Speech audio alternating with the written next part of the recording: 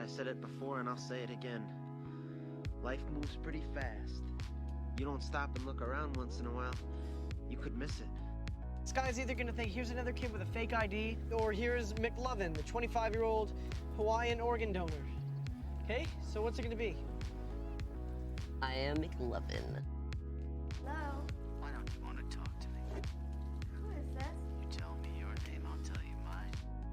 You're in big trouble, though, pal. I eat pieces of shit like you for breakfast. You eat pieces of shit for breakfast? Shut up! Cursing the heavens in futility. No, I'm not. I'm cursing you, you stupid boy, so shut up and leave me alone!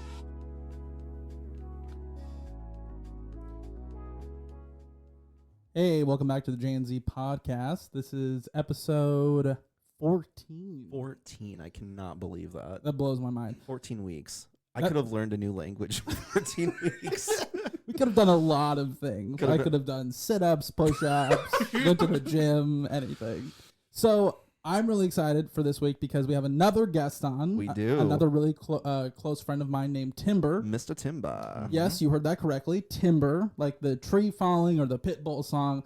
A lot of references I'm sure we'll talk about here in a second. But like I normally do, I like to share a story about the guest coming on. This one's kind of short, but it's something I probably think about on a weekly basis, I would say. So Timber used to live next to a university on campus. Pretty close, I would say. Won't say any names. Yeah. Yeah, his exact address, if you're listening closely. And social. Yeah. I got two of those.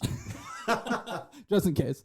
So we were partying at his house one night, and we were playing beer pong. And in the way, it's set up very much like a university house you would think it would be, where like there's a front yard. We usually hang out in the front yard, and there was a lot of stuff happening. And so we're drinking all of these cans of beer, and we're just leaving them on the ground. Like I'm like, Timber, do you want me to like, do you have like a trash can I can put it there? Like anything? He's like, no, just put it on the ground. I was like, oh, okay, whatever. So there's like the yard is just littered with just like cans of beer. I mean, probably like 50, 60. And so the night's coming to an end. I'm getting ready to go to sleep. We're all like sleeping at his house. And I'm like, do you want me to like stay later in the morning to help you like pick up around the house? And Timber's like, it's the coolest magic trick you'll ever see. He's like, you go to sleep, you wake up, and all the cans are gone. And my drunk mind was like, really? And I just shit you not. We woke up in the morning, nothing. Wow. Not a single can. And then I look at Timber and he goes, magic. With that being said, ladies and gentlemen, our guest, Timber. Yay! Welcome to the podcast. Woo! Thank you. So, Timber, the first question I want to ask you is, what movie did you choose to review this week? Star Wars, actually. Oh, shit. Oh my God, I forgot You to. watched No. that movie? Let me go. I gotta go. It's Stranger Than Fiction. Taxman!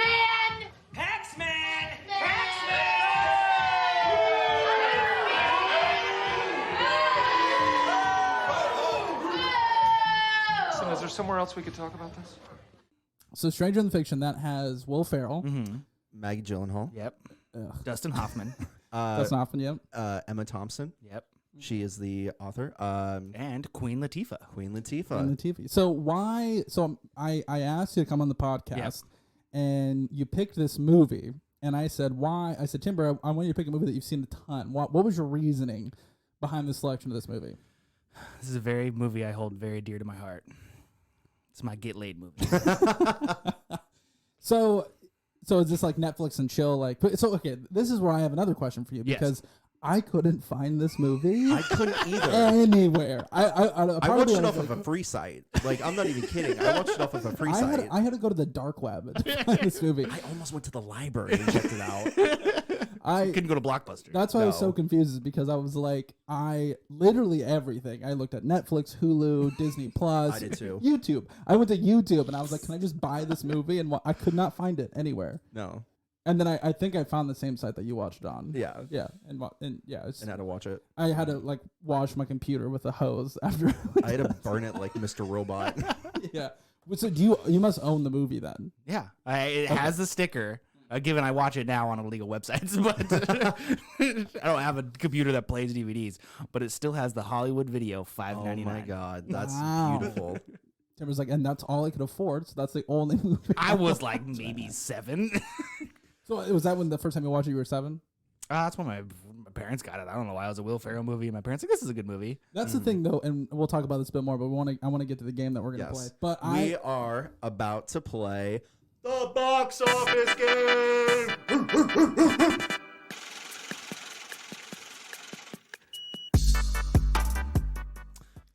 Ways are. So Will Ferrell, big box office name. Sure. Like Jim Carrey, Will Ferrell are like right up there with number ones. Ooh, be careful. That's gonna. He's retired, so it's fine. Yeah, exactly. So I went through and I wrote down the top 10 number one hits of Will Ferrell. Top 10? Yes. That's a lot of movies. Okay. Okay. All We right, have one top pen, 10. so you are going to have to share. You told me I would have brought a pen earlier. No, we got pens over there. Oh, we got pens over there. Top 10? Yeah, it's top Okay. 10. We could do top 5. Let's do top 5. Yeah, I feel sure. like let's do the top 936 Will Ferrell movies shot in the daylight. Okay. So I'm not going to say the order I was about to. I was going to be like, number 5. Daddy's Home. Oh, that's a good Mel Gibson. Oh, no, that's number 2. That's number 2. That one's better, though, in my opinion. Anchorman 2. Daddy's Home 2. Elf. And the other guys.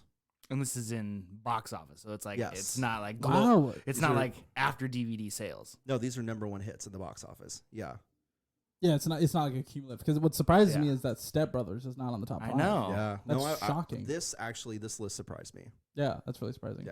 Yeah. Daddy's Home 1 and 2, the best casted person in that whole franchise was John Lithgow. Oh yeah, him Yeah. being the over it. But it's so weird watching So him because good. then you see him in Dexter and he's such a psychopathic killer where the entire family is just on edge and he's just murdering people. It's like, oh god, dude, you're creepy.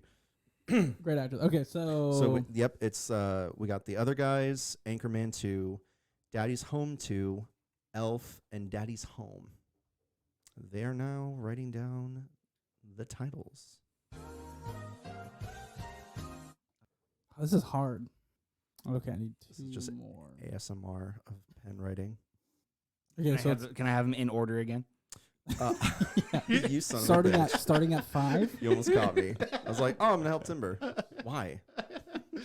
Okay, I got other guys. Daddy's. Oh, it's gonna be then Daddy's Home. I have Daddy's Home 1 and 2, Elf and the other guys. What was the other one? Elf and Anchorman 2. Anchorman 2. Okay, Ah, that's great. wanna Why swap Anchorman 1 these. didn't make? I guess like Anchorman is such a good Yeah. movie that they would go back to. It wasn't maybe that like- it's like a kind of a cult classic too. That's why 2 did better. Yeah, Anchorman 1 wasn't even in the top 10. I'm not even kidding you. Wow. I'm gonna stick with it. Yeah. I feel like I'm gonna get 1 Mm-hmm. of the 5. After this, though, I do want to hear the 10. Yeah. I'm curious what the top 10 I forgot who won last time with Anthony and you. are. With And the top Anthony 5. definitely won because I got way too hung up on Ice Age 4 being a box office movie. Do not let that happen again. That was really funny. That was really frustrating. Okay. Okay. All right, so I'll go first. I'll go through my top 5, and then Timber, I'll let you go through yours. Okay. Okay, so number 1 is Wrong. Daddy's Home 2. Daddy's Home 2, looking at Czar's face. That looks right. Stop looking at me like that. Number 2 is Elf. Number 3 is The Other Guys. Okay. Also, can we talk about how many Mark Wahlberg is Yeah. also in these movies? Mhm. Daddy's Home 1 at number 4, and Anchorman 2 at 5. Okay, hold that. Hold that. Holding it. Mr. Timber? I got other guys. Daddy's Home 2, Elf, Daddy's Home, and then Anchorman 2 Anchorman 2 at 5. at 5. Yeah. Okay. Okay. So from the number 5 Yeah. down, the other guys at $170.9 million at the box office. Number 4, Anchorman 2 Damn it. made $173.6 million at the box office. Number 3, Daddy's Home 2 made $180.6 million. Okay. Number 2 is Elf Yes. at $223.3 million. And then the number 1 movie at the box office, Daddy's Home, made $242.8 million. That's crazy. Is it? Do you think because it's like a seasonal movie? Because Elf and that one did the best, and that's technically, isn't it a Christmas movie? Yeah, they both came out around Christmas. Well, I know, but isn't it it's a movie about Yeah. Christmas? Yeah. Yeah, it's about Christmas. That's crazy. What's wild is, let me give you the other ones. Number 6 was Starsky and Hutch. That's a really good. He played. It's a cameo. Yeah, though. it's Yeah. a cameo role. Yeah. What's so fun? love that scene where he's like, "Show me your belly button." Yeah, show me your belly. He's like, "No, it's weird." He's like, "Just do it. Just show him your belly button." show me. And then Now roar like a dragon. yeah, and he lifts up his shirt. And he's like, "You got a little bit more brown sugar than I do." It's a great movie. I have Great all the movie. brown sugar. That's my dad's favorite movie of all time. Fun Do fact. Do it. Do it. Number 7 was Talladega Nights. That's another great one. At I would have counted that in the top 5. Yeah. Just say you like French pancakes. Break it, Pepe Le Pew. The squirrels in my head are going crazy when it starts playing the jazz music. Number 8, Blades of Glory, made 145.7 million. I wasn't a huge Blades of Glory fan. I wasn't either. This one surprised me. Number 9 was Bewitched. At Okay, Bewitched is 131 actually really cool. No, that I love that movie, and also there's a lot of people that like the show, so that to me kind of makes sense. It says I think it has the same appeal as Starsky and Hutch does. And then number 10 was Step Brothers at 128.1 Wow. million dollars. I think they've made Step Brothers 2 it'd gross over $1 billion. Oh yeah. Oh, probably. I mean, my little brother, he's 11 years old, and the favorite thing to say is I'll walk in his room, he's playing Fortnite or whatever, and I'm like, Jaden, why are you sweating so much? And he's like, oh, I was watching Cops. I was watching God. It's not. I'll kill you later, Nimoy. That is amazing. But it's so, like, that movie is just so quotable. I love that There's movie. so much to quote about. Okay, but getting back to Stranger Than Fiction. Who won, by the way? I got one. I got one. Oh, Okay. we both got one. Oh, Yeah, okay. it was Elf. It's a We both tie. got Elf, right? Yeah. Sure. No, It's a tie. I did not. That's It was- fine. I know I got one. So you read off with Timber goes, well, I have Step Brothers at 1. So Stranger Than Fiction, I had never seen the movie before. Mhm. Came out in 2006. Is that right? Yes. And it's what category do you think this is? It a comedy? Is it a drama? I would say it's a romantic comedy drama. Comedy. Yeah. It was funny because, and again, I'm a huge critic. I don't know why I always come in and just shit all over these movies. I really liked it. My biggest gripe about it was probably the soundtrack. Yeah, there's not a whole lot of sounds to it. Timber, just to quote, Timber's pulling things out of his. He is pulling out straws. He is pulling out a cylinder. There's a cylinder on the table. There's a gun.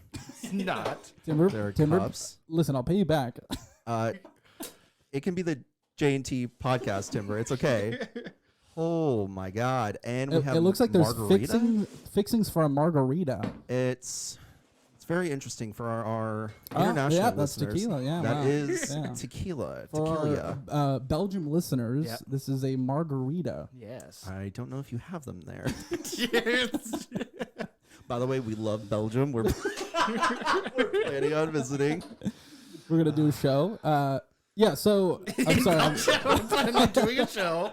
Live audience is going to be 3 of us there. So while you're working on this, I'll talk a little bit more about the movie. So again, the soundtrack, I wasn't super crazy about it, but you brought up something that's really important earlier when we were downstairs about movies that were coming out at that time. Especially indie movies, yeah. Yeah. Do you want me to talk a little bit about Yeah, that? in a second. But it's so funny because you said like an indie movie, and if you like in today's age said the actors and actresses that were in this movie, it does not sound like an indie movie. Like No. Queen Latifah, Will Ferrell, Dustin Hoffman, Emma Thompson. Maggie Gyllenhaal. something Gyllenhaal. Yeah. Something. Okay, listen. The only reason why I'm not a huge fan of her is because she replaced Katie Holmes. Katie Holmes as Rachel in Batman. If we ever meet her, I'm gonna go. Do you listen to the J&Z podcast? And she's obviously gonna say no. I'm gonna go. Oh, thank God. Oh, thank God. But something about this movie is that the soundtrack is very indie. There's a lot of indie songs, and around that time, it was like Juno was coming out. That had a huge indie soundtrack. Little Miss Sunshine had come out around then, Right. and that had a huge indie soundtrack. Yeah. So a lot of those movies coming out really did have indie songs that played alongside of it. And yeah, no, some parts of the movie, I was like, okay, this song feels a little out of place. Yeah. But I mean, for the most part, I was fine. Yeah. Yeah, and like there's only like the one major song of it of the whole movie. Right. There's Yeah. other than that, it's just like sounds. That's what- yeah, it's just like in the and I don't want to get into like our favorite scenes quite yet, but there's a couple scenes that like because I now see Will Ferrell as just this like comedic legend. Yeah. The parts that I think were supposed to be serious, I laughed. Oh yeah, a little especially bit. well, they would also play like really heavy music, Right. and all I'd think about is Step Brothers with heavy music, and I just started laughing. Ding, day, day, day. Yeah, like Yeah. that was my problem is it was like you knew the way that they edited it and how it was directed that this was supposed to be a serious scene. Yeah, But because it was Will Ferrell, I'm like, Don't be having laughing at my margarita. I'm having a really hard time taking this seriously. That was my problem. But I of really- course, it's watched after the fact. I really wanted to watch the trailer for it to see how it was marketed, because it was number 4 at the box office for that year. Yeah. Flushed Away made more money. Santa Claus 3 made more money. Oh, Santa Claus, that has Tim the Toolman Taylor, right? Yes, it does. Yeah. No, so obviously it was in the top 5, but I do want to hear about like what you like about it so much, Timber. As soon as you're finished making that this is for us. beautiful drink. How funny would it be if so Timber came out excited. and he just fixed himself a beverage? Yeah, I put 3 left. glasses. He goes, yeah, no, that movie sucked ass. I just wanted you guys to watch it. No, tricked you. Got you, bitch. Got him. Got him. So This is yeah, amazing. I've never besides having a bartender make a drink, I've never had anyone make you know what we should do is we should blow Tequila up that for me. closet, turn it into a wet bar, and then hire Timber as a podcast bartender. I wonder if there's ever been a podcast bartender. There's got to be. I don't think. I mean, There's so I mean, many podcasts who are out the there. most alcoholic people to have a podcast? Timber is now raising his hand, ladies and gentlemen. Timber is raising his Yeah. hand. The only person I could think of that might have that would be Bert Kreischer. Yeah. It's the only person. Yeah, that's the only person that I think, because I watched him on Hot Ones, which is Oh. one of my favorite things of all time. That's such a good Hot Ones too. Sean Evans is probably the best interviewee of our generation. I love him. He's amazing. And the best part, he's like, so Bert, he's like, what? Our last question, what could we have done better? Like, is there something we could have done to make the show more appealing, better? And he goes, just you guys didn't have beer. Yeah, but I love the way he says it. He's like, he doesn't have beer. You didn't have beer for me. Yeah. He's crying. It was really funny. So, I think, let's talk about I'm sorry, it's really hard to focus because of what Timber's here. I just see a knife and I'm like, I oh my have God, to a cut knife. this lime. Yeah. That's fine. So, favorite scenes from the movie. The tequila podcast. Yeah. So the scene where he's a tax man, right? He's what's his title? Do you guys remember? It's like a IRS internal. He just says is he works for the revenue. Yeah, right. the So audits. this is my favorite scene and has my favorite line in it. It's when he goes into her bakery to like audit her, basically, and she's like yelling at him and all that stuff. And my favorite scene is what follows because he goes out and he yells. That's why I like it. But the one line that I love is where it's like the narrator's voice kicks in, and he's like, blah blah blah is infatuated and can't stop staring at her and is imagining what she looks like when she's shaving her legs in the shower and blah blah blah. And then it's like, and he's staring at her breasts, and he's like, just staring, Just straight oogling at her. yeah. And she's like, you're looking at my breasts, and he goes, if I did, it's on behalf of the government.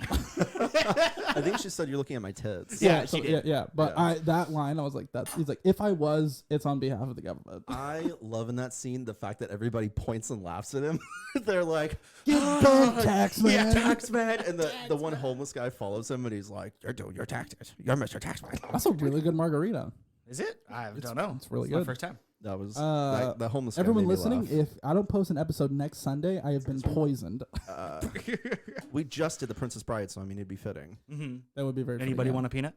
Oh my God. That's that what I was the said. line. That's That was the fine. line that That's the line Jared would that I say said, that he had never seen the movie. So he never saw the movie. Yeah, I'd never seen the movie, and people would come up to me and they'd always talk about, like, especially one of my coworkers loved this movie. And it's a good movie. I don't blame him, but Right.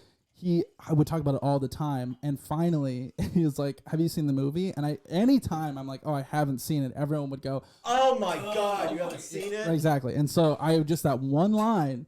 They go, "Have you seen The Princess Bride?" And I go, "Anybody want a peanut?" And they go, "Ah." Yeah. And then I'd move on. I got on the inside. So that's probably my favorite line forgot. from the movie. Sorry, would you I like would say. salt? Yes. Salt? Yeah, like rimmed salt. I forgot Sure. to do that. Okay. Thank you. Just more some salt in your Yeah. mouth. I turn into a slug and I just start sizzling. So Timber, walk Yes. us through your favorite scene in the movie. Oh God. And you can even think about it for a second. No, I think my all-time favorite scene is to not spill salt all over this place. Was that the one with Jake Gyllenhaal's? Maggie Gyllenhaal.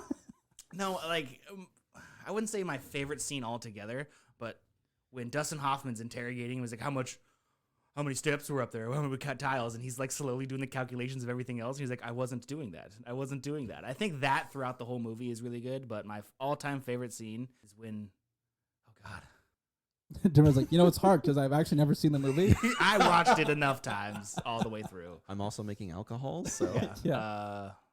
Dustin Hoffman is really, really good, though. He is really good. I do like that scene though, because he's like, "Have you ever thought about like Dracula, or like what are the thoughts going through your head? Have you thought about hurting yourself or others?" He's like, "No, no, no, no, No, yeah. Oh, it's not schizophrenia, I promise. Gosh, I think it's a very touching scene. Is where he's running up with flowers. Oh yeah, Oh, it is. Yeah. That's so funny because my girlfriend, this morning I went out with my dad and family to go get breakfast, and she said her favorite scene was the flower scene where he's like, "Yeah, I brought flour," and she's like, "Flowers?" Yeah. He's like, "Flour." You're a baker. Yeah, exactly.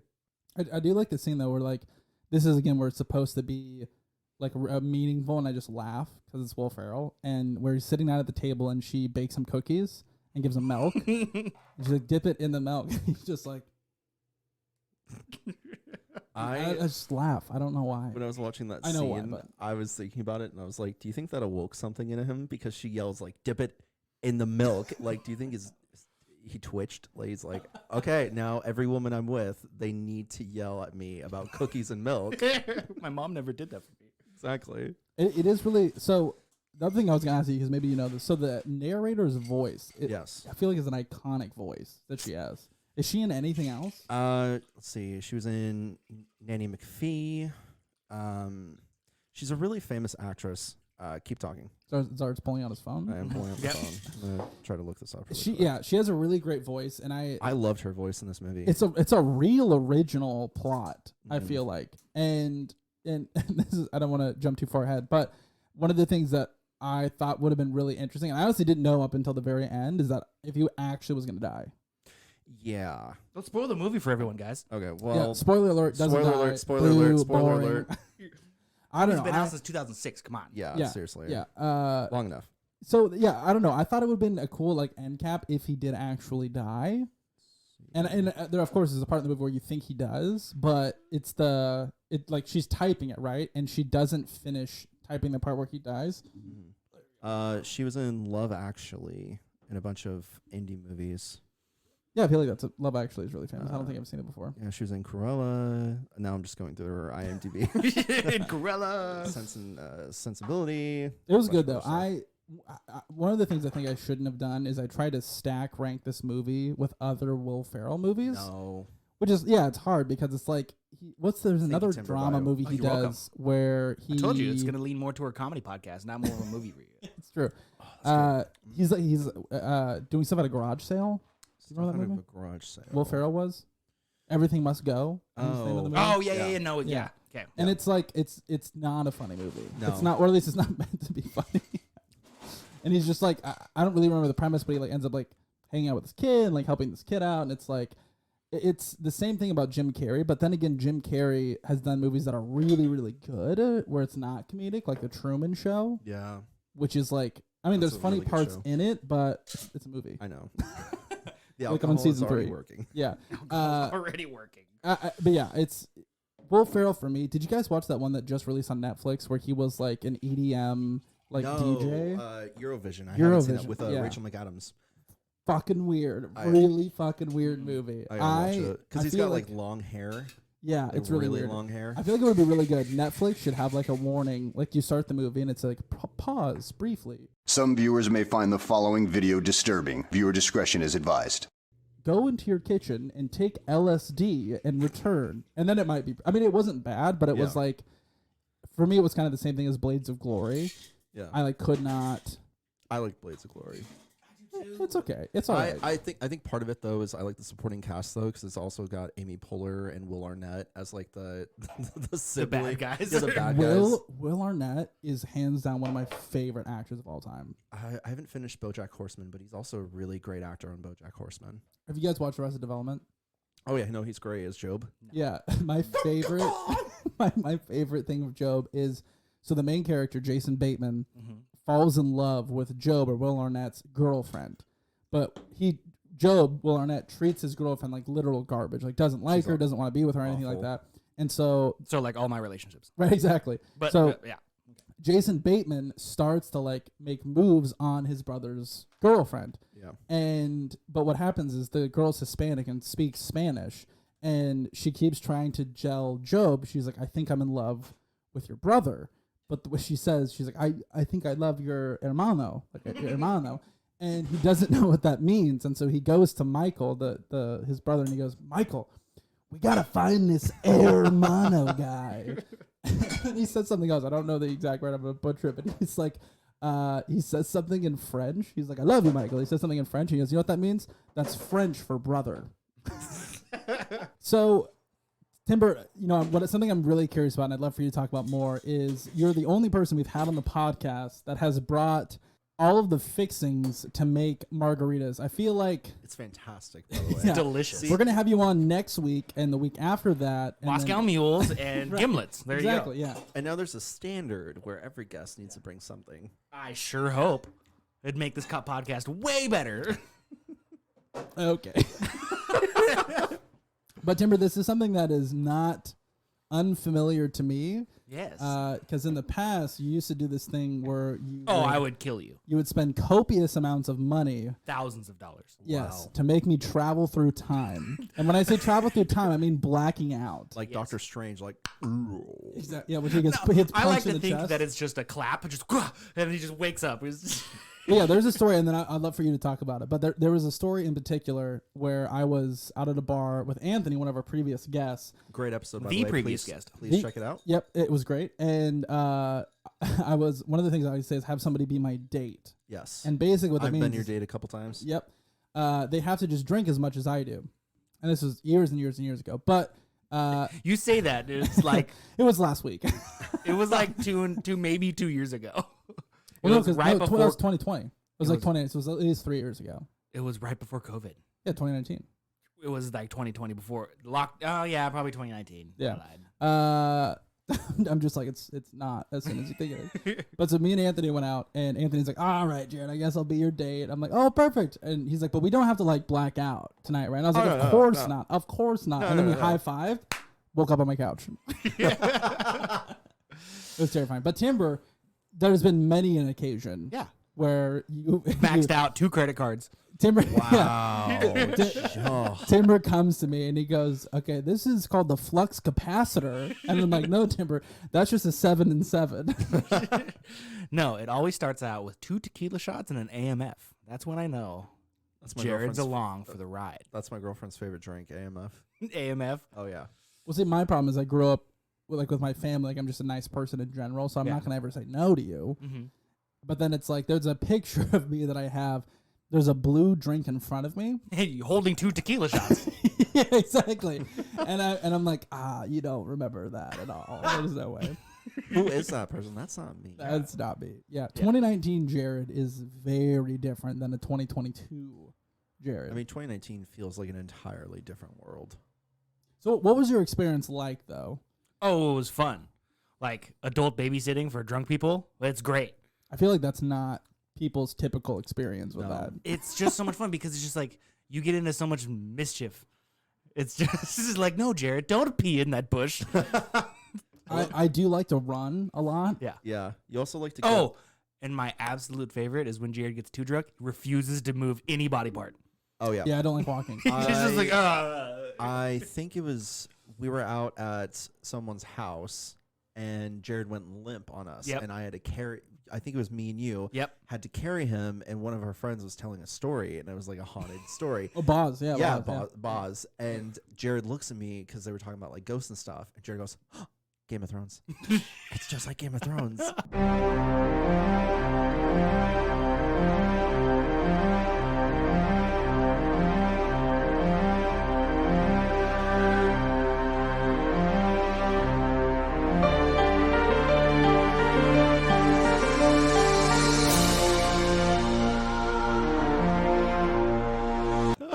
And I was like, no, it's not. This has nothing to do with this. This is like He was telling some random story, and then he was like, he mentioned something about a dragon, just completely out of context, and I went, And you went limp. You had been eating watermelon soaked in tequila. Oh. That's Nathan's fault. Oh my You god. ate so many. Here's the worst pieces. part is Nathan took a watermelon, cut a hole in it, and then you'd think like, okay, he put in like maybe like Oh god. like a night like Don Julio. It or was the bottom he took shelf. Jose Cuervo and just like whole Oh, fucked this God. watermelon as he put in that, and then like you would eat it and you're like, oh, it's gonna be like water flavored tequila. It was like if you could just Water chew- flavored, yeah. Yeah. It Water, was, yeah, watermelon flavored. It'd be like if you could just chew tequila.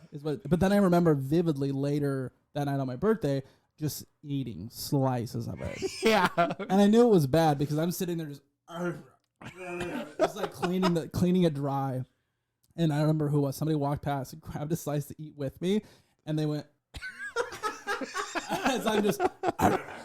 See, my absolute favorite of that night, you're like, Timber, we're playing beer pong. While you're also not moving your limbs, you're just like being carried around. Right. And Nathan and I go, hey, hand me that bottle of Fireball. And it was a full bottle of Fireball. And I chugged the whole thing. oh. And I leave like this much to the bottom of it. And I was like, why'd you let me do that? And he's like, I didn't let you do anything. You said hand it to me. I'm like, well, it'd be mean for me to just leave this little bit. And I chugged the rest of it. Then I proceeded to get dominated by Jared, who's not moving his arms No. playing beer pong. The funny thing about you, Timber, one of my favorite memories of you is we were out at the house on campus, Mhm. and we were playing Rage Cage. Oh yeah. If you're not familiar with Rage Cage, you put a bunch of solo cups around a table, and you try and bounce a ping pong ball into a cup, and you pass it around the table. Timber, unfortunately, I actually think you're pretty good at the game, but sometimes you can get ganged up on. Yep. And drink a lot. Well, it was Which my isn't fault. bad. It was my fault because I was like, oh, let's put this landmine here, and this last cup is going to Yeah. be disgusting. So Timber did this horrible thing where normally the cups around the table is just light beer, like Corona, Bud Light, something really, really light. But Timber put landmines in there. Yeah. So it'd be like a little bit of Bud Light, a little bit of Bud Light, a little bit of vodka, a little bit of Bud Light. And it was like we would just have to. Yeah, it would be like, it wouldn't even be like hard alcohol with beer. No. It would just be like, beer and orange juice. This is a landmine. This is disgusting. Beer and gin. Beer and vodka. Beer and whiskey. The This one's just whiskey and tequila. The unfortunate thing is Timber fell into his own trap. Yep. And the last one had orange juice, gin, vodka, whiskey, tequila, all the other mixers, lime.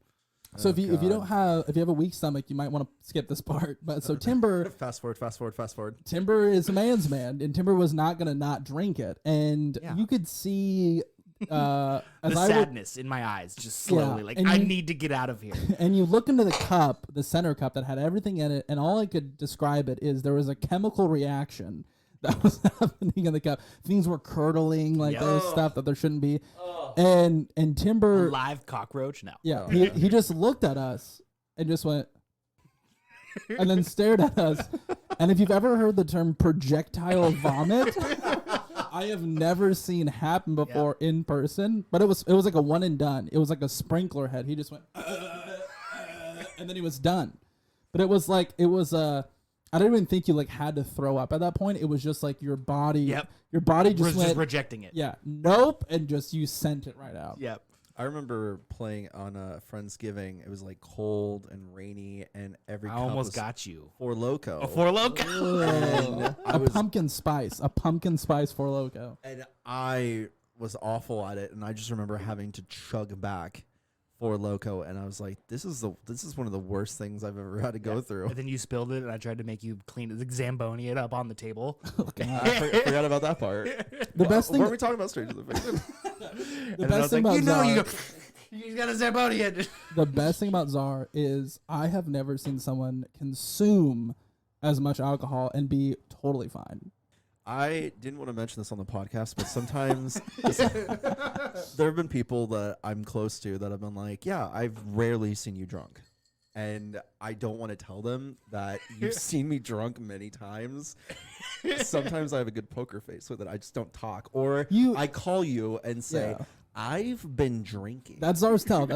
Czar nowadays he just kind of just folds into himself like a turtle when he's drank a lot. But are you turtle enough for the Turtle Club? No. No. Anything you ask him, you could ask him you could say, how was your day today? You could say, what's your opinion on Stranger Than Fiction? How's it going with the podcast? If Czar has had enough alcohol, whatever you ask him, his response will be, I've been drinking.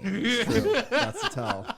And if he says that, that means I'm gone. gone. I'm gone. He's I not. will He's not remember. hammered. He's like, he's not with us. He's not in the room. Never blacked out though, so I'm kind of proud of that. See, I like browning out. Yeah. It's just like it's like a mystery game in your own memories. You're like, ooh, did this happen before? No, this gypsy man gave me this. Yeah, the funny thing about it, because it is horrifying when it happens, but checking your pockets immediately afterwards. Oh God. I remember we went to the lake house with Nathan, and I woke up browned out. I was like, well, I kind of remember what happened. I checked my pockets. I had $10 in there. I'm like, that's alarming. And I was like, At least it wasn't a human finger. Yeah, true. Yeah. I was like, how did I get $10? And he's like, oh yeah, you somebody bet $10 you wouldn't jump off of the dock fully clothed. And I was like, oh, okay, so that also explains why I'm wearing your clothes. Yeah. So Stranger Than Fiction. Yeah. Bringing it back. Bring it back. So Tangent. I'm curious what scene you would remove from the movie. Ooh. How to take a scene The out, movie's how to 10 cut out it. of 10 perfect. No, but I think definitely like the psychologist. Yeah. I still think that's like a crucial scene because it's like another little good comedy thing, but Yeah. I think that scene. Ooh, no, actually I think him going to the HR guy. Oh, yeah. Yeah, I think that one. Wait, is that the guy that is Buster in Yes. Arrested Yeah. Development? Speaking of, wow, we Yeah. fucking weaved our way. Connected. Yeah. My favorite thing about that scene is him sitting there daydreaming about Rachel Pascal, the Right. lead girl, and the clouds slowly start moving behind him. That is saw that just, on the I'm like, trivia. ooh, that's super cool. That's a good scene. Yeah. The movie's really, really interesting, and the girl that's narrating it, it's like the way that they set her up, the set specifically for her office was really ominous to me. Yeah.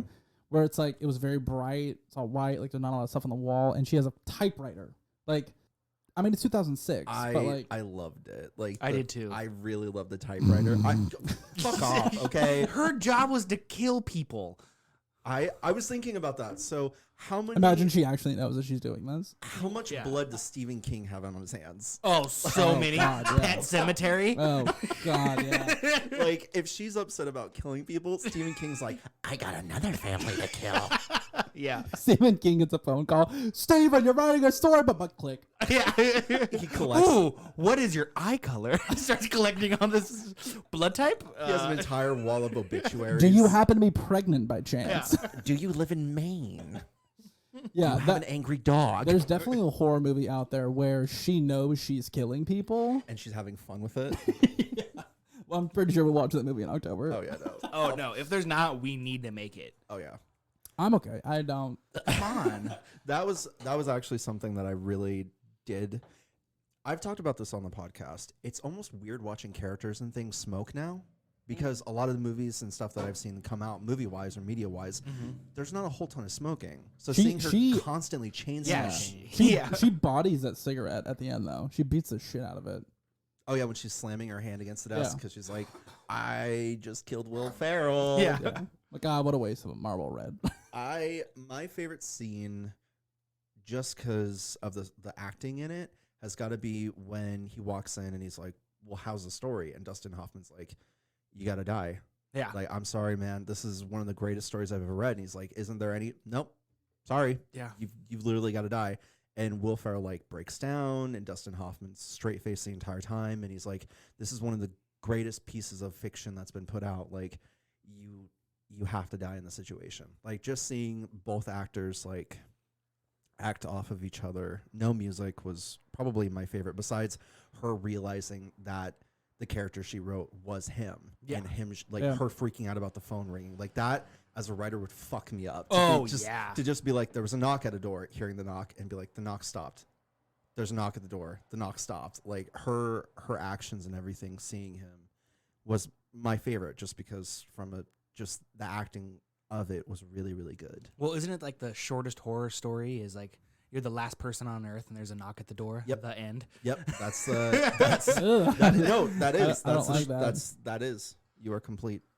I'm going to have to go to sleep with the lights on tonight. It's the shortest horror story. It's terrifying. No, I think that the acting was really good in that scene.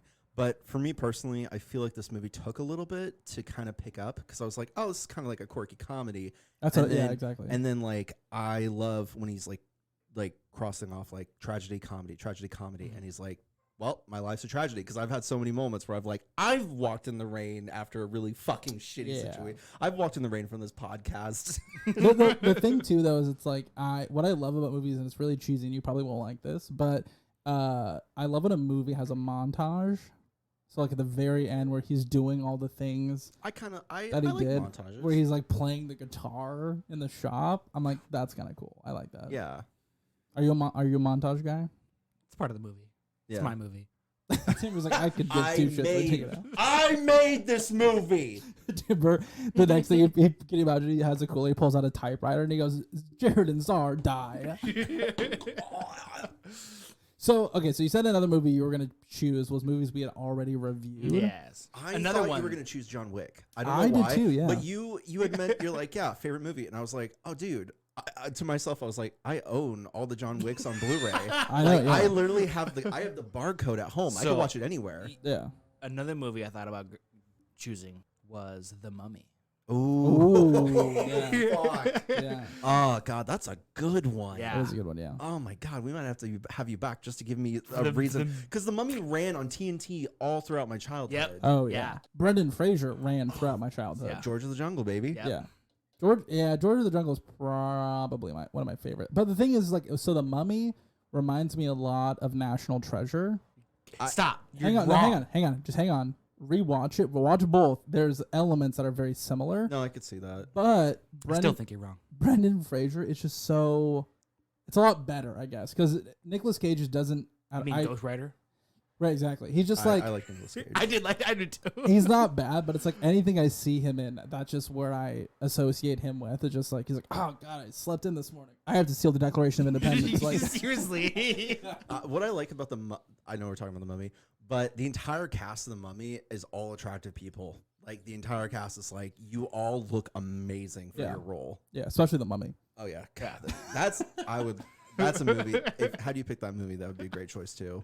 Yeah. But as I was You're watching, saying this is a good choice and it's not, but I'm rolling with it. So I liked the movie, and some like halfway through it, I was thinking about why you picked this movie besides the like get laid part. It was kind of like, okay, so here's a guy that really is trying to figure out what he wants to do in life. He really hasn't had anything. Now he's met with a circumstance where it's like, oh, I might die by the end of the story. Mm-hmm. I need to figure out what I want to do with my life. I got to figure out, what's really important to me. And so as I was watching it, I was like, maybe for Timber, it's like trying to figure out what's really important to him. So, and then this is the question I thought for you guys. Is Go that for it. if someone was narrating your life and writing a story about your life, would it be a comedy or a tragedy? Tragedy. I get you. 100% tragedy. I don't. No one cares. Czar. No, go for it, Jared. Well, now it's a tragedy.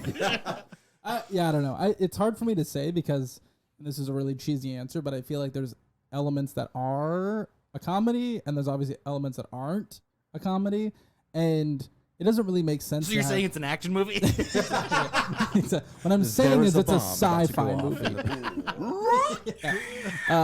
But there's parts. The xenomorph comes out of my chest. Right. Exactly.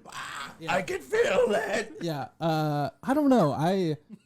There is parts where, like, obviously we love watching movies because we have a fucking podcast about watching movies. I would have never guessed. And so I do this really stupid thing where if I'm going to do something that I'm really excited about or, like, I have been looking forward to, I'll think about, like, what song do I want to listen to when that happens? So it's like... Can you give an example? Yeah, like when I bought my house, I was like, oh, what do I want to listen to when I got my house for the first time? Dirty deeds. And done dirt cheap. Yeah, exactly. It was the song, I forget the name, but I know it has Meth Lab in it. It's Meth Lab horse, like Meth Lab yes, sticker. Yeah, it's the song from Wolf of Wall Street, where he basically is walking up to the camera and he's talking about how he stole all of the money. And he's like, oh yeah, we opened the share and we had our friends buy it this amount, but then we reopened it and had them buy it a smaller amount. And he's like, but none of that matters. Your question you're asking is, was this legal? Absolutely fucking not. I was like, oh, we should play that song. I don't know, but yeah, I would say mine's hopefully comedy. I don't think it would be like a tragedy, maybe. Mine would just be a serious indie film that everybody walks past to go see the new Michael Bay movie. Transformers 17. The Rise of the Bumblebee. This is a question for you, Timber, about movies in general. Do you have a favorite director? Ooh, that's a good question. Because right now it's Taika Waititi.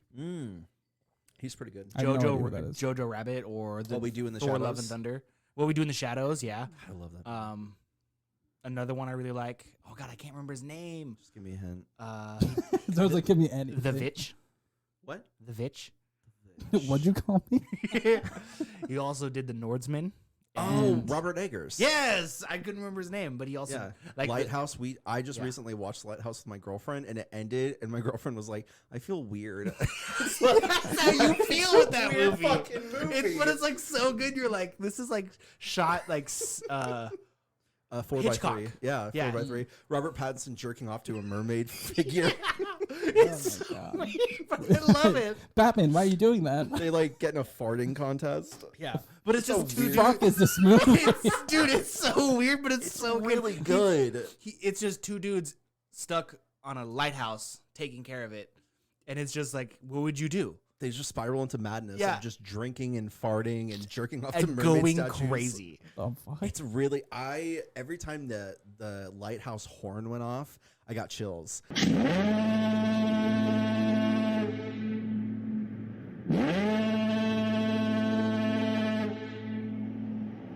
Ugh. It's really good. The last movie that I watched that really messed with me was actually a horror movie. Yeah. I watched it a long time ago, and you've probably seen it. But basically, it was like these people got picked for this experiment, and they all lived in this building that was 100 stories tall. And there was this like elevator of food, and that would go down a level at a time. Mm-hmm. And people would eat. They could eat as much food as they wanted to. But the problem is, if you were on like the bottom like 100 floors, you wouldn't get any food. I don't know what movie. And you would start to like I've heard the concept of it. I haven't seen it. yeah, you would start to like starve to death. But what would happen is once a month you would switch which floor you want. They would like sedate you, move you to a different floor, and the movie ends basically with a guy, the main character, starting at the top floor and then preventing anyone from eating until they get to like the bottom. Yeah. And then if you get all the way to the bottom, comes out, you can actually just like leave. But it's one of those movies where like I watched it and I just like it felt weird. Never saw that. It's a strange movie. Very strange. Stranger Than Fiction. Worse than Stranger Than Fiction. Top Will Ferrell movie of all time. How about top Will Ferrell cameo? Because Will Ferrell movie, I think we're all gonna say Step Brothers. I wouldn't say Step Brothers. Okay, for that would be Step Brothers, but cameo is Austin Powers. That's really good. That was one of the first scenes that made me laugh so hard I cried as Yeah. a kid when he was trying to get up and he's like, "Okay, I will move my arm." Ah! It's a great. I will try to stand up. Ah, my leg. What was even his character's name? Like what? I think he was Fez guy. Yeah. I think that's Yes, yeah. If you ask me the question 3 times, I have to answer by the 3rd time. Didn't have something to do with Where's like, Dr. food Evil serum? hiding? It's a weird fucking cameo. We already talked about this. I think my favorite cameo is probably Starsky and Hutch. Is probably my favorite. Yeah. See, like not even when you see him, but when he calls Vince Vaughn and he's like, "The package has been delivered. What are you wearing right now?" He's like, "Oh, I'm in like a button up," and he's like, "What color is it?" He's like, "Oh, fuck you." And I also really liked him in SNL. Like, there's a lot of SNL scenes. Cowbell. You can't go wrong with Cowbell. So Cowbell is obviously the most iconic one, but I love the one where he goes to this motel called the Welshly Arms, Okay. and the scene has Jimmy Fallon, Drew Barrymore, and then some girl. I can't remember. She was an SNL cast member for a long time. But basically, This was the short girl they did the hot yes, tub within. Okay. yes, yeah. The premise of the skit is basically is this older couple, Will Ferrell and them, that just go there to have sex, and they call each other lovers. And then Jimmy Fallon comes in, who's like uptight, like business guy, and it's just the way they talk is so like disgusting. Towards They're each like, other. "So, David, have you come to the Welshly Arms to make love with a stranger?" He's like, "I'm traveling for business." But what makes it good is Jimmy Fallon breaks and Anything everything he one. does, he just can't not laugh. Yeah, and so they're sitting in the hot tub, and he goes, "Dave, Dave," and he's like laughing, and he goes, "David." My favorite is when they're acting like it's a kid's cartoon, like a kid's show, and everybody has a letter on their shirt, and Will Ferrell has an F on it, and they're like, "It's truck. You got to move the T." All right, Will Ferrell, go to the front. Go to the front, and it immediately it cuts to it. It's like it breaks it up because it's about to say fuck. He's like F F F F F, and it cuts. And he's like, whoa, you can't. Why can't I stand in the front? Another really good cameo of Will Ferrell's is The Office. Oh yeah, hot take. That's a hot take. I do like one of the first episodes of that series that he's in. I don't really like the end how it follows up, but I love when they're all in his office playing basketball, that little tiny hoop, and everyone's just like trying to be a yes man to like people please him. And Jim is like, "Can you talk a lot about basketball? Can you actually like dunk on a hoop?" And he goes, "Oh, of course, absolutely." He's like, "We should go downstairs in the warehouse and like actually do that." And then it ends up he jumps off of something, dunks it, pulls the hoop onto himself, and then dies. Yeah, no, he breaks his neck because he walks back to the Oh, office. that's true. Yeah, like that's- yeah. 3 episodes That's later. right, yeah. He's talking incoherently. Yeah. Like, oh, fuck, he's gonna die. But doesn't he end up dying in the end? I can't remember. I think so. Yeah. So this was a question I was thinking about because Emma Thompson being a narrator for Stranger Than Fiction was pretty good. But like if someone could narrate your life, who would you want to have narrate your life? It have to be one person? Yeah, and Yes. it can't be Morgan Freeman. God. Yeah, because everybody chooses Morgan Everyone Freeman. says Morgan Freeman. I am God. I'm I God. am Morgan Freeman. I would like 2. If I could choose 2. Okay. Burt Kreischer and Tom Segura. Oh, that'd be great. At the same time, At the yeah. same time, because they'd be bickering back and forth. That's fun. That's Yeah, a really it's good interesting though, answer. because I didn't think about a comedian. I think a comedian would add like a really good element to it. Chris Because Rock. well, so one of my favorite comedians. Did you just slap that motherfucker? Just walk up and slap him. My favorite comedian right now is Theo Vaughn. I don't think he'd be good narrating because he would just get like, he would just be talking to himself as he's narrating you. He's like, yeah, I remember the time I took acid, I dropped mushrooms. You're like, Yeah, he never taken mushrooms in my life. his observational comedy, it just like tickles my funny bone perfectly. Like I think I've told you both this, but my favorite bit that he did is he was in college and he went to a statistics class. The first thing the professor said is he said, statistically speaking, 2 of you are going to graduate and become sex offenders. He's like, wow, that's a really insane thing to hear. So he stood up and he said, not it. I heard he was like on somebody else. I think it was a Tiger Belly podcast I was watching him on. I was like, that is so funny. I would probably choose Samuel L. Jackson Ooh. or Michael C. Hall from Dexter. You know who would also be Oh, yeah. really good? But it'd be so fucking boring. It'd be Czar stood up and got more coffee and then watched more movies and then drank more coffee. Jonah Hill, I think, would be pretty good too. Yeah, I could see that. Or like from Wolf on Wall Street, Leonardo DiCaprio. Yeah, it's really cool that he narrates some of that movie because I haven't heard him really narrate anything. Yeah. And it sounds great. It sounds really good. I think one of the next movies I want to review, which doesn't have Leonardo DiCaprio, but has, it's not Jonah Hill, but it's Miles Teller and Jonah Hill were in War Dogs, which is why it's making me think of this. War Dogs The is good. new Top Gun movie. Have you guys seen really that yet? good things about it, I have too, yeah. especially on my timeline.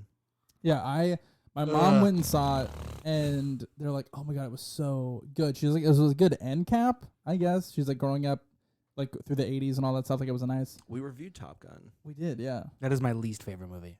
Wow, why? The door is right there.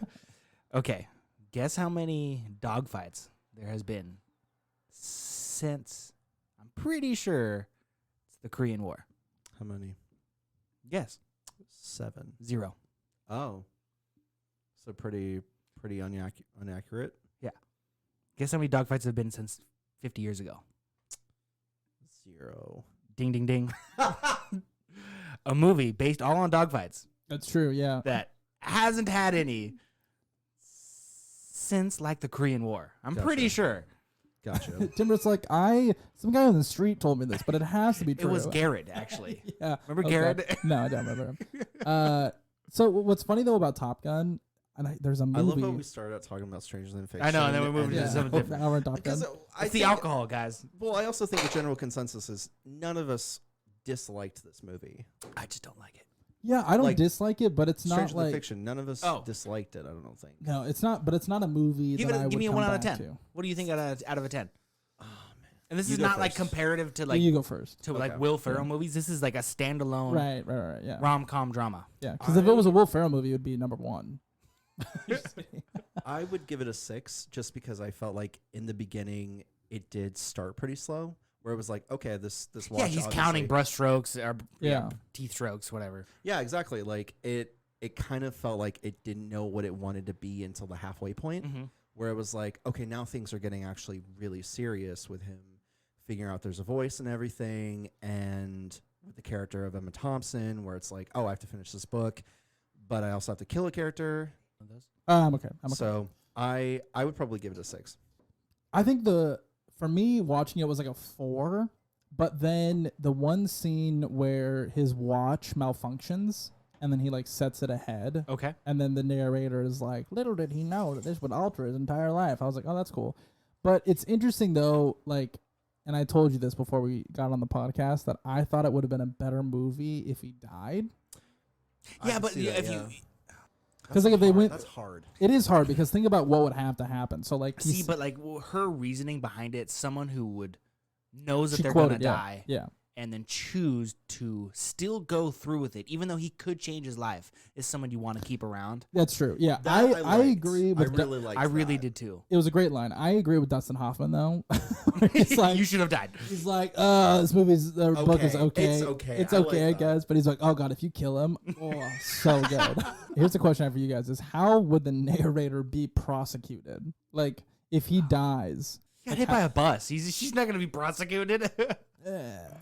so, can you imagine someone gives a tip to the hotline? They're like, I was reading this book about this guy, and they're like, oh god. So, question for you guys then: okay, if you know you were gonna die, and you could change it to stop it, but it would like alter your life fully, would you still go through with it?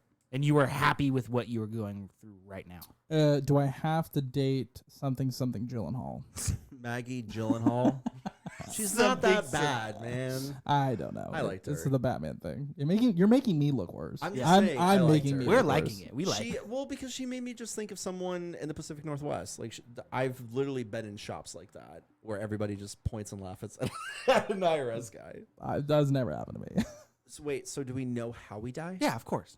Just like in the movie, like you are happy exactly with the way you are. You are given this situation, you are gonna die, but you could change it. But you have to alter your life fully.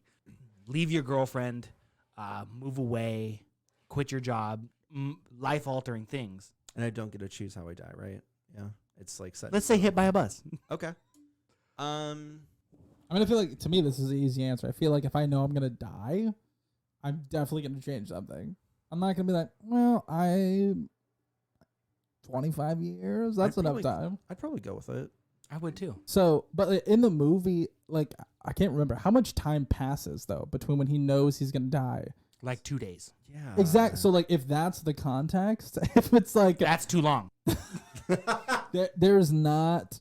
I don't know. That to me is way too fast to make 12 minutes. That intense of a decision. To be like, oh, this book, man, it's okay. All right, just kill me. Yeah. And especially, but like, given in that situation too, he saves a kid's life. So let's say, true, like, yeah, bull ring. Just kidding, I'm kidding. Bull ring. You just walk up, there's a bull, and he's like, oh, let me put a ring on this. Come on, Jared. Push the kid into the box. No, I think if it was life. like, okay, in maybe 10 or 15 years, I'd be like, okay, I don't know. Well, let's say it's us right now. We know we're gonna die. Will Ferrell's age was like 34 at the time. Yeah. You have that long. Yeah. Until I'm 34, Yeah. so If I accomplish everything I I'm want to accomplish. 16 now. That would be. I don't know. I still think I would change something. I don't think you would. So you would leave your spouse, leave your house. Don't even make another payment. Just leave and move to Chicago right now. You're adding rules to this. No, because it's life altering. So if I leave my house, true, though, the life-altering. IRS is gonna come after me. Will Ferrell is gonna show up at my bakery and go At your bakery. yeah, and go, why the fuck aren't you paying your taxes? And then Czar's gonna be sitting at a table and go, get bent, tax man. And then I'm gonna follow you and be like, Yeah. "You're a tax man, right?" Me and Czar Can I do use the have this bathroom? thing where Would you tax the bathroom? I laughed really hard at that part. No, I'm not part? gonna tax the bathroom. Just go to the bathroom. That was so funny. You a tax the bathroom? You tax me? You tax me? I would. Okay, I would change. so now for you, he did 6 out of 10 for you. So for me, it was like a 4 or 5 Gotcha. out of 10 until the scene where his watch stopped. And then the narrator was like, little did you know, like this was going to actually cause him to die because... And then he starts screaming. Yeah. What? Well, I'm going to die. Yeah. Well, the thing, though, that was kind of... And obviously, this movie is... I'm not basing it off like a realism perspective, but I didn't like... break anything, I promise. Anytime he screams... I laugh. No, but know, right? the extras around him, there's no reaction. No, they actually did react, though, because they moved a step away from Yeah, him. they're like, this crazy dude. But it's not like... I mean, I feel like there'd be... Especially because it's probably based in, what, like Chicago or New York or some big city. Like, someone would be like, dude, what the fuck? Stop. Stop yelling right now. Like... I don't know. I felt it was pretty realistic, them moving away from him while he was yelling. Don't worry, it is Wednesday. Yeah. I don't know. I feel like... But no one was, like, so scared. you say 4 or 5 out of 10, and then Yeah. after that point... After that, I would say 6. I would say it's Okay. a 6, yeah. 6 out of 10. I did love the Dustin Hoffman being like, I've taught classes about little did he know. That was really That cool. scene is super cool because he's like trying to push him out and then closes the door on him. He's like, yeah, they said little did they know. And he's like, I wrote, and he's like literally pushed him out of the door and closed the door in his face. And seeing the That was insane. TVs definitely brought me back. Oh, I like all know. the box TVs, especially like the one he has in his office. That really brought me back. This is a hot take. I think I would have rated it higher if they had more of a serious actor in the role. See, and that's the thing is, Who would you cast though? so offended. What would you do? That's I don't. I but Ooh, him or Jim Carrey. That's not at all my selection. It wouldn't be anyone with a comedic. The problem I have with the movie is the fact that on scenes that I think were intended to be very serious, I was laughing at, and so my brain was like, no, and I funny, think that's the weird, point of funny. the movie, though. You think so? I truly do. Because I can see that. Yeah. It's because it's like they casted this guy. It's 2006. He's in SNL. That show's totally not supposed to be taken seriously. He's a comedy all the way through. He'd already done Elf. He's already done Elf. The Step Brothers didn't come out No, until it came 2008. Yeah, 2008. Yeah. He's already like put his foot in the comedy game. He's already done Old School. But it's just like You're crazy. I like you, but You're crazy. they wanted a comedic actor to try to play seriously. Yeah. So if they did like someone Jim Carrey who literally can do dramatic roles just fine, it would have gone too dramatic. That's what I'm saying. That's my point, though. Is I think I would have liked it more if it was more dramatic. You're saying the movie has an existential crisis between? I'm saying I have an existential crisis because I'm like okay, funny. Oh God, why is it serious? Okay, funny. It's like I couldn't envelop myself in it being a dramatic movie until like. See, that's why I don't like classifying it as a dramatic movie. I do it a rom-com. Yeah, no, I agree. I would agree with that. Is because it's just like, and that's why it's my get laid movie because no action movie is gonna be. Oh, this is my laid movie. Let's watch Transformers. I know Timber's like, do you have Die Hard by chance? No, it's 7 minutes in that movie, and then we're totally making out. The problem though is like it's not a movie that is easy to follow. I feel like because there's very specific things that happen in certain scenes that like if you don't watch it, if you like. Okay, I guess what I'm thinking about is like you guys are making out. 30 minutes later, you get back to the movie, and she's like, "What the fuck? I have no idea what's going on." See, and then you get to explain it to her. Like, bear with me. You get to explain it with her. Okay, let's pretend like we just had sex with Timber. Okay. Very disappointed. Okay, yeah. So finished way too fast. It was way too small. Yeah. So all Photoshop was a real thing. I'm listening. I'm just unsatisfied at the moment. Yeah. It's you get to explain it back, be like, oh, why is this? Why is he bringing her flowers or that kind of thing? Saying it, I've lasted that long. Timber's like, so you're gonna love this movie and you're gonna watch every second of it. But we still got 95 minutes to go. The movie's only 82 minutes long. Okay, I have a question for you. minutes. You ready? No. Okay, things are heating up. Okay. In the room, the Yeah, movie's on fire. And let's say we're about to lay, and I look at you and I go, "Do you want to pause it?" What do you say? Do you pause it? No, I've seen this movie way too many times to pause it. The first 7 minutes. Timber's like, "You think I give a fuck about this movie?" Who is Will Ferrell's in this movie? He's like, "Have you seen Stranger Than Fiction?" Because I haven't. So I got this idea from my old boss. And I'm not joking you. Where? Give me more backstory. Where were you working at this I time? was working at a local auto parts store here. Okay, yeah. That's exactly what I thought. Hide it. A small family business, a local auto parts store. And my boss is like, Timber, you're a cool kid. I bet you'd get laid more if you had, no joke, I bet you'd get laid more if you had a sex movie. And I go, what the fuck do you mean a sex movie? Sex movie? You're like, what do you mean? I have plenty of pornos in my house. And he tells me his get laid movie. And I was like, that doesn't work. And he goes, 100% of the time. Pause. What was his movie? Dazed and Confused. Cringe. I love that movie. he said they wouldn't even make it to the car, the GTO. And I don't know if you guys know cars. Yeah. But the GTO would come around the corner, which is like 5.5 minutes into the movie. Yeah. That's right at the beginning. That's right at the beginning. They wouldn't even make it that far. He's like, I wouldn't even make it this far until she asked me to leave. Yeah. That's a great movie. Yeah. I love that movie. Yeah. He said not even 5.5 minutes into the movie, they'd be fully fucking. And I'm just like, that's an interesting choice. But so in his mind, he gives all of the credit to Dazed and Confused. Was that his logic? So if he watches it by himself, he just gets hard. You know what? I don't think he can get hard anymore. he's like, we should put on Dazed and Confused. I don't have it. Well, actually, I gotta go because. Okay, so he was telling you about it. Yeah, he was like, tell me about that. Yeah. And literally, I went home and I was like, oh, that's okay. And I slept on it for a few weeks. And then I had a girl over and he's like, what movie do you want to watch? And I was like, let's watch Strange in the Fiction. Have you seen the movie? It's Dazed and Confused. Super cute movie.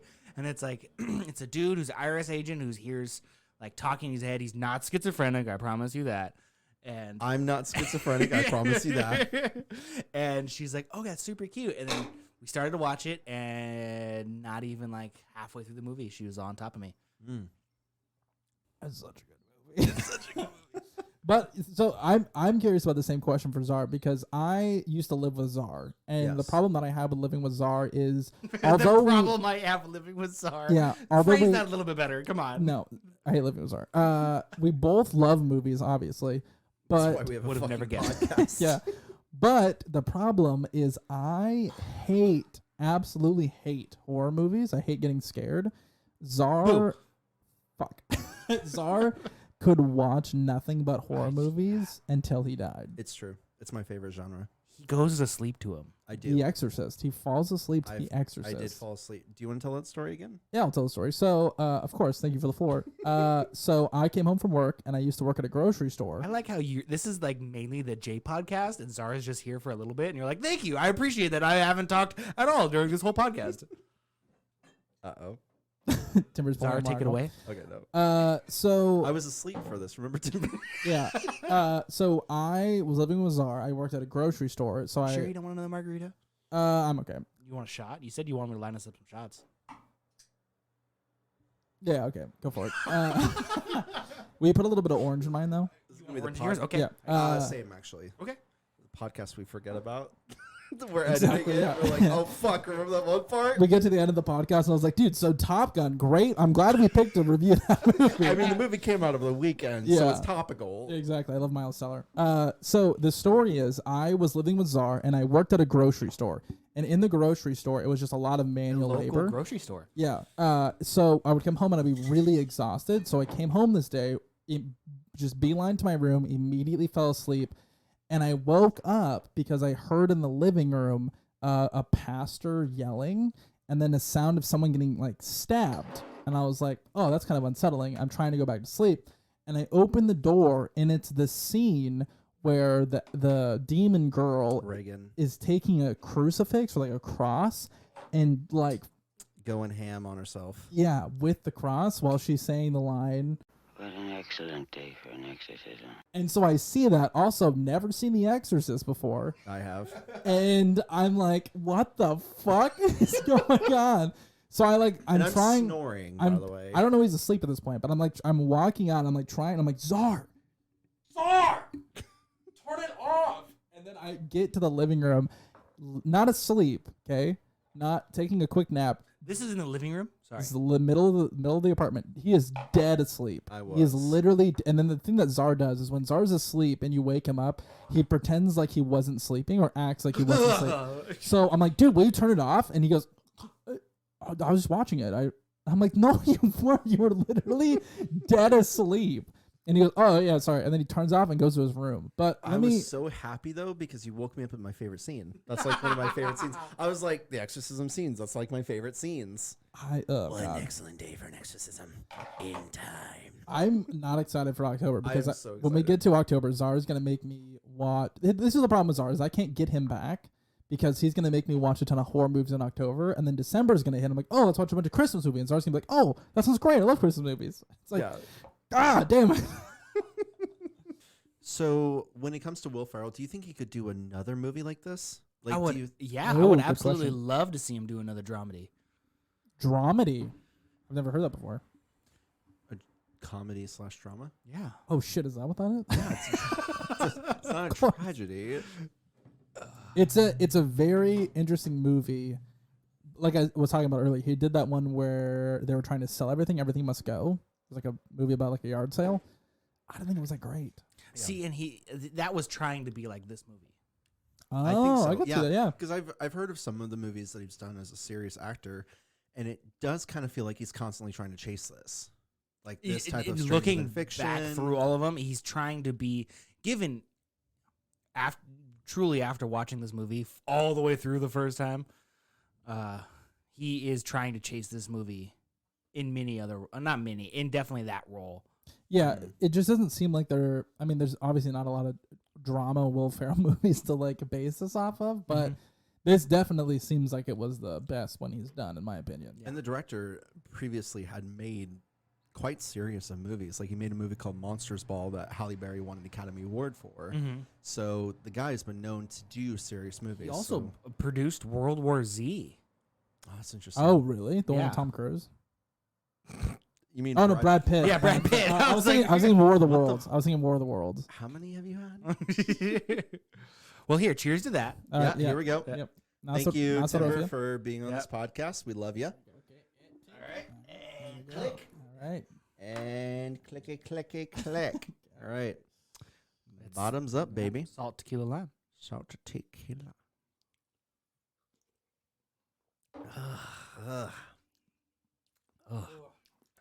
So like I was talking about, we reviewed Top Gun this week, right? Not this week. I got my lime stuck. Oh, well. I agree, though. I think that this is definitely, after seeing it, a movie that he tries to chase. Here's another hot take question I have for you guys. Is the only reason why Will Ferrell is funny is because he's loud? No, his dry pitch. Give me an example. No, I'm not counting the stairs up here. I wouldn't completely agree with that because in Talladega Nights, there are lines that he says completely dry and serious where he's not yelling. Like when he's like, "Up his excellence." I mean, shake and bake. Or when he's like, "I don't know what to do with my hands," and he's like, "I drive the car. I drive the car real fast." And his hands, and he's like, "Sir, your hands can move down." Like where do I put my hands? I agree. I think in that movie too, there's a lot of like that dry delivery. It's the dry delivery. Yeah, isn't that we're talking about Talladega Nights? But the scene where they're leaving the hospital after he stabs himself in the leg. Yeah. Again, it goes back to how much I love the soundtrack of a movie. But they play "Paint It Black" by the Rolling Stones. But it's in French. And they see all of the jerseys of Sacha Baron Cohen as the driver and driver Pepe Le Pew. Yeah, God, John C. Reilly. What's the character he plays in the movie? Oh God, Cal Naughton Jr. Yeah, Cal. Yeah, he's like, "Cal, what's going on?" And he looks at him and he goes, "Ricky, Frenchie can drive." And then it goes into a montage of him like, you are a montage guy. I man. love montage. Yeah, and then and he's drinking tea as he's like passing people. It's so good. But so didn't you also say that this year was competing with a Borat? Yes, Borat was #1 at the box office. Oh, so this went #1 in the box office though? Borat was #1. This was #4. Oh, what was 2 and 3?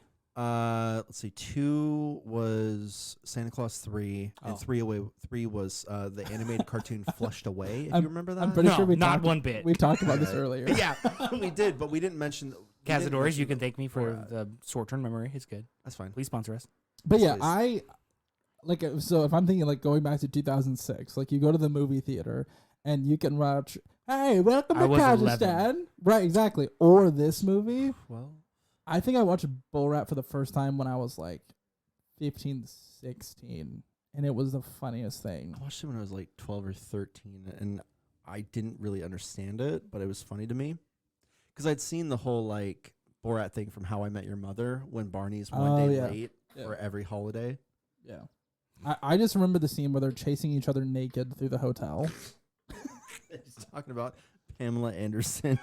The crazy thing though about Sacha Baron Cohen being like how he does and approaches movies, they had to pause the filming of one of his most recent movies because they were interviewing politicians and they thought that they had found it was like a kidnapping ring. So it wasn't a movie; it was his show that he has on HBO. Oh yeah. Yeah, and it's I can't remember like This Is America or something like that. Yeah. And that show is 10 out of 10 to watch. It's Really? so funny. It's just Borat, but he's dressed up as like a counterintelligence Iraqi guy, and it's so good. Is that the same one where they're like talking about loading a gun and like this is Puppy Pistol and you have to feed Puppy Pistol from the bottom and Yeah. put the magazine in. The best is when he's teaching the Republican, I think like senator from like Alabama or something. He's like, if you're ever kidnapped by ISIS or whatever, you drop your pants and back up to them. They don't like male genitalia or male butt. You're just like, yeah, don't have sex with me. And he's back in there. Sacha Baron Cohen is insane. I watched him on the round table for directors or round table for actors. And he talks about how like he prepares for a role and like all this stuff. And there was one where he was interrogating O.J. Simpson. Yeah, Okay. and he said that he worked with like a CIA or FBI person to like learn all the skills to like interrogate someone to like to see if he could get O.J. to like admit to doing it. And like, did you? He's like, no. But he's like, I was with him for like hours trying to like, and he's like telling everyone at the table, they're like, so this is how you interrogate people. And he's like telling him all this stuff. And Jim Carrey was also at the table. He's like, I mean, all you have to do is just look at him and go, come on. Like, come on. Come on. So, hot take. I think, do you know who Banksy is? The graffiti artist? I do. Oh, yeah. Okay, I think yeah. Sacha Baron Cohen is Banksy. I mean, that makes sense. That'd be Because cool. he does actually a lot of humanitarian work. And how does he buy a yacht? How does a graffiti artist buy a yacht? I'd also, for our viewers, like to suggest the documentary Exit Through the Gift Shop Yep, about that's a good Banksy. one. Yeah. That is Like, actually a really good documentary. Interviewing Banksy. It's a really good documentary. Yeah, it's good. Highly have you seen it? No. I know who Banksy is. I actually heard about him through Pawn Stars. What? Yeah, Hang because on, they brought hang a on. $100 bill. It was Jackpot. a Dismayland. Yeah, so I watched pieces of the documentary because of that. I didn't know who he was. How often do you watch this movie? Because for me, the last time I saw this movie was on a rainy day on a Sunday in 2012. So before seeing it this weekend, the only time I saw it was on a rainy day on a Sunday in 2012. Mm-hmm. So my question for you is, how often do you watch this movie? This movie to me is just it's reminisce on good times. Yeah, man. Times that don't come around that often. So it was like, I'm feeling horny. Does anyone have Stranger Than Fiction? It's a good background. Like you with horror movies, it's just a good background movie for me. I can see that.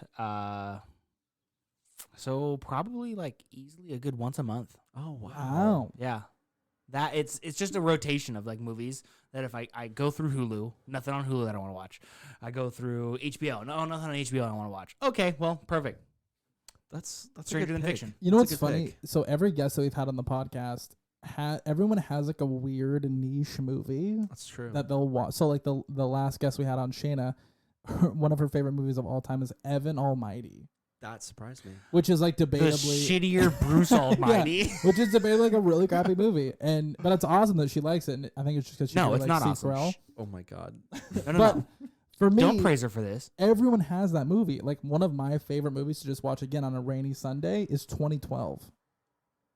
It's a It's that Odd H one. that It's the movie that has that guy. What's his name? John Cusack, John Woody Cusack. Harrelson. Yeah, and it's a movie about the world ending. Yeah. But for me, I'm like if I'm not having a great day, I'll put that movie on. I'm like, well, at least I'm not in downtown Los Angeles while the San Andreas Vault is just shifting. Vault? Whatever it's called. It's San Andreas fault. I've been drinking. But yeah, that like everyone has a niche movie, I feel like, and so I mean it makes sense why you like this movie. So it's your niche movie. Yeah, I mean my niche October movie. You really like Clockwork Orange. You watch it a lot. You No, told I me. don't. One of my niche movies is every October I watch a movie called The Hollow, and it's fucking trash. Like, it's awful. It's got Nick Lachey from Backstreet Boys in it, and it's got the sleeping. It's literally a story about the Sleeping Hollow, like Sleepy Hollow with the horsemen and all that. It's fucking. It was on ABC Family. Like, it's awful, but I love how cheesy it is. It's got Judge Reinhold in it from. He points at me like I know who the fuck that is. Fast Times at Ridgemont High. Is that they're getting? It's I'm getting older, but they say the same age. Yeah. Yeah. Okay. Yeah. Okay. But no, it's a really cheesy fucking movie, but I really like it. I think everybody's got that movie that, like, unless they're drinking like we are, we'll be like, yeah, I kind of like watching that movie. Yeah.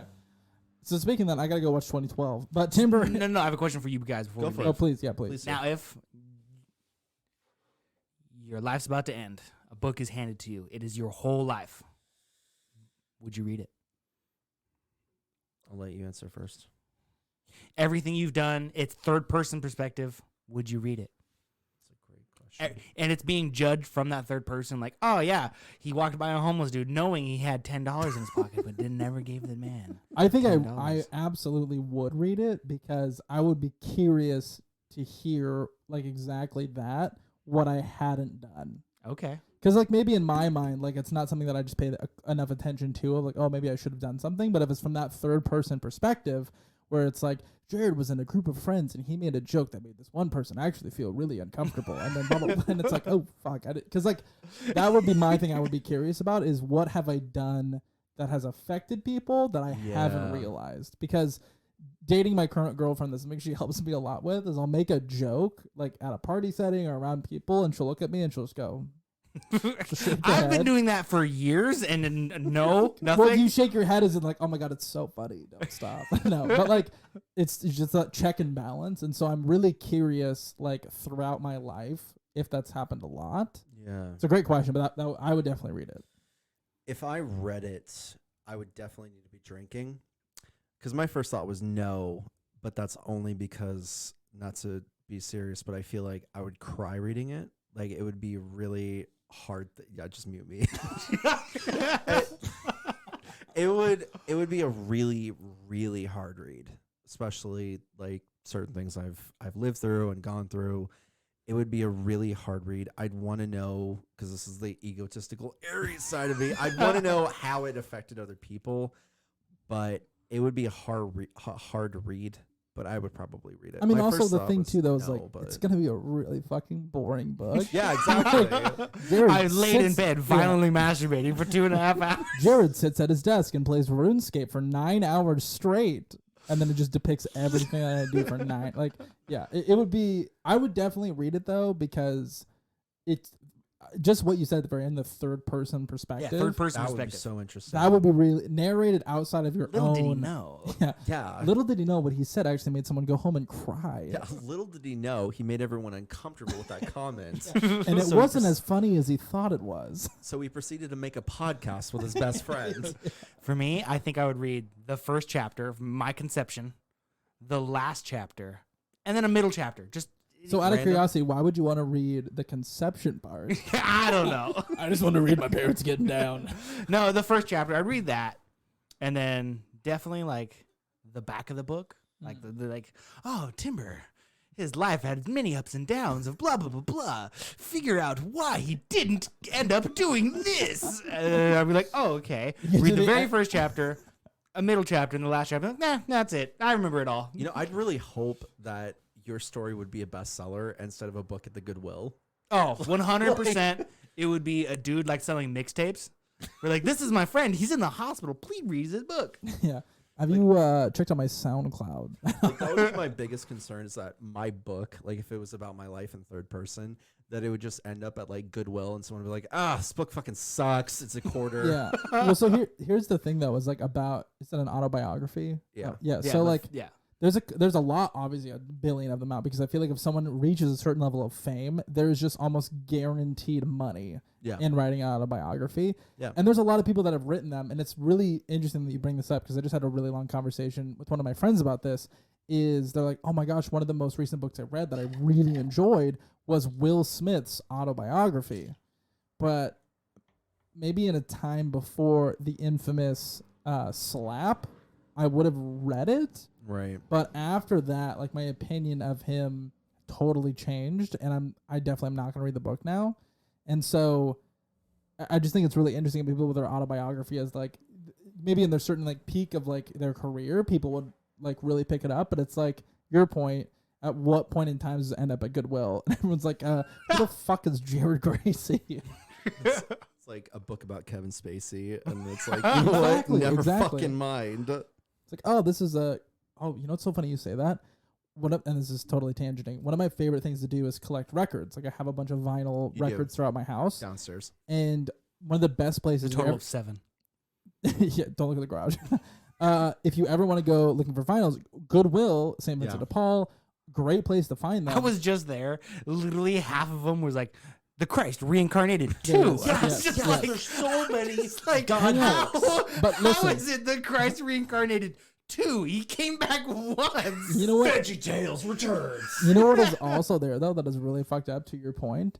There is a lot of Bill Cosby comedy albums. Oh my He's God. never done anything wrong. No, there's not a Showtime series about him. And that's the thing, is it's like, if you've watched his stand-up before that whole thing happened, he is like, Dave Chappelle actually has a bit on this. It's really super good. good. It's really good. good. It's really bad. But he's basically like, Chocolate cake bit. He said that the microphone that Martin Luther King Jr. used to give his speech was paid for by Bill Cosby. So he's like, did he do some wrong? Yes. Did he do a lot of right? Yes. Was the wrong worse? Probably. But it's like, that's something that always is like kind of a shock to me, is when I'm going through all the vinyls at Goodwill and I see a bunch of fucking Bill Cosby. It's like, think about the value. So, like, if he wouldn't have done those things, those records probably be worth like a good chunk of money. But because that happened, like, they're sitting in a Goodwill collecting dust. So just don't be on the news. Exactly, That's what you're saying. So it's like, I was curious because, like, someone the same kind of time frame was Richard Pryor. Like, they were like both really, really well, like, respected comedians. Like a vintage Richard Pryor vinyl, like, in pretty good condition, thousands of dollars. My favorite Richard Pryor joke is when he's at the end of his life and Sammy Davis Jr. and him were good friends. I might be messing this up, but it was Arsenio Hall was introducing him to, like, the Comedy Hall of Fame or something, and he's walking on stage and he's like practically blind. He's walking on stage and someone from the top row goes, "We love you," and he goes, "Then suck my dick, then." That definitely sounds like it. Sounds exactly like Richard Pryor. Yeah. Well, Timber, it's been a absolutely fantastic time. Drinks. I'm imagining I will never be on here again. No, you will. You will at some point. I am just. I have to think about really hard how to pronounce words because I've had a lot of tequila. I have drank as well. Czar has been drinking. I've been drinking. Yeah. I've been staring at the Batmobile for like 30 minutes. The camera's over here and Czar's like this. The camera's where? See, I've been staring at the Batmobile too. Camera. Yeah. But I think it was a great movie. I would say at the end of the day, probably not going to watch it again. It was good, but for me, I'm sorry. But Will Ferrell, I just don't think that's his jam. I think that he needs to stick to his guns. I really like the change of pace, though, because a lot of our movies recently have been action, and this this was like a slow down movie. So it was kind of nice to have something that was a little different for the podcast. So I am glad that you picked this movie, though, because it gave us a chance to think. Because otherwise, I wouldn't have watched it. See, the second movie I was going to pick was The Sisterhood of Traveling Pants. Never seen it. I haven't either. I heard that one's really good. That reminds me of Deadpool making a joke like, "Oh, 2 favorite books, Sisterhood of Traveling Pants." Deadpool would be another good one. That'd be good. Okay, well, Timber, thank you so much for coming on. It's been a great podcast. Thank you so much. We will see you soon.